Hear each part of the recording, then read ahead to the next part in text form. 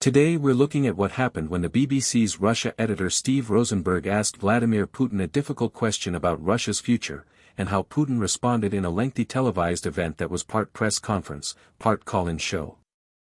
It was one of the rare moments when a Western journalist directly confronted the Russian president on issues such as dissent, repression, and whether Russia intends to engage in new military offensives. The setting was Putin's annual year-end Q&A session with journalists and members of the public, a carefully managed broadcast in Moscow that lasted for hours.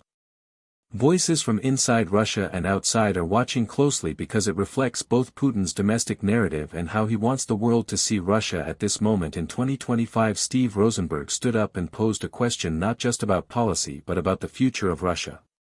He asked Putin what kind of future he envisions, whether opposition voices and dissent will continue to be suppressed under laws like the foreign agents legislation, and crucially, whether there could be new, special military operations, after what Russia calls its campaign in Ukraine. Putin's answer did not directly reassure critics.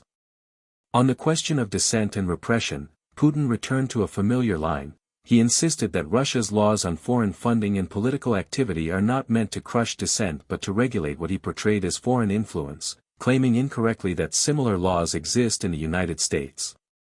This defense is consistent with Kremlin talking points but is widely seen by independent observers as a justification for suppressing independent media and political opposition inside Russia. Then, when Rosenberg asked about the possibility of further military operations, Putin said something that was immediately picked up by international media.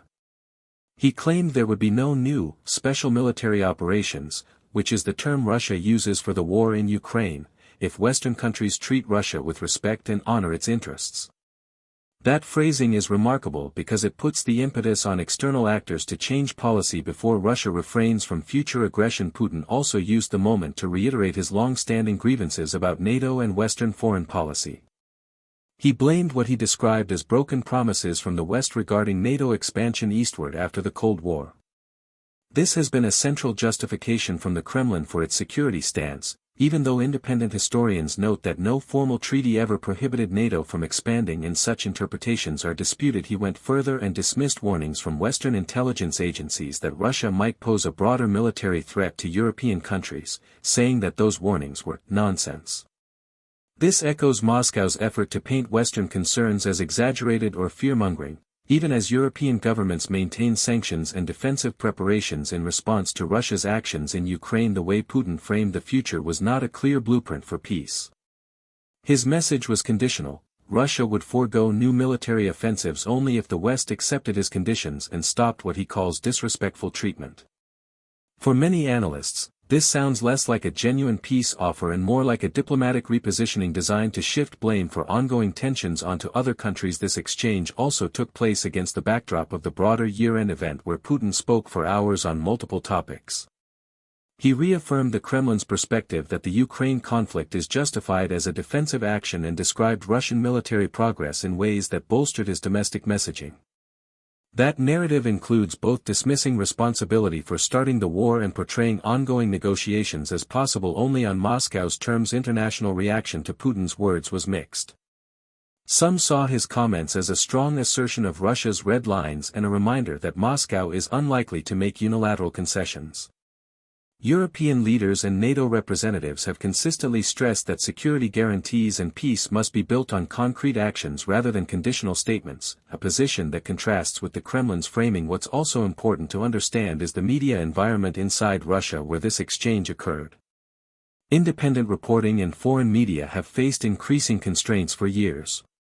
Laws that punish what the government deems false information about Russia's military have led to many journalists leaving the country and made critical reporting risky. That context makes Rosenberg's question even more notable, yet it also underscores the carefully vetted nature of these public events from a global perspective. This moment is one of many where Putin speaks directly to questions about war, peace, and Russia's role in the world. His answer didn't deliver a simple roadmap for peace or a change in policy. Instead, it reframed the conversation in Russia's favor and shifted responsibility back to Western nations, saying respect must come first.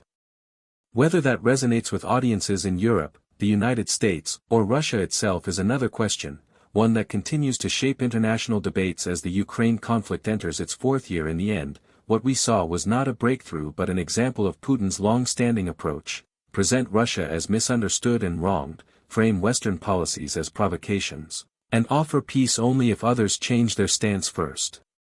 That message accomplishes several political aims simultaneously, but doesn't yet provide clarity on whether Russia will truly shift course in the near future.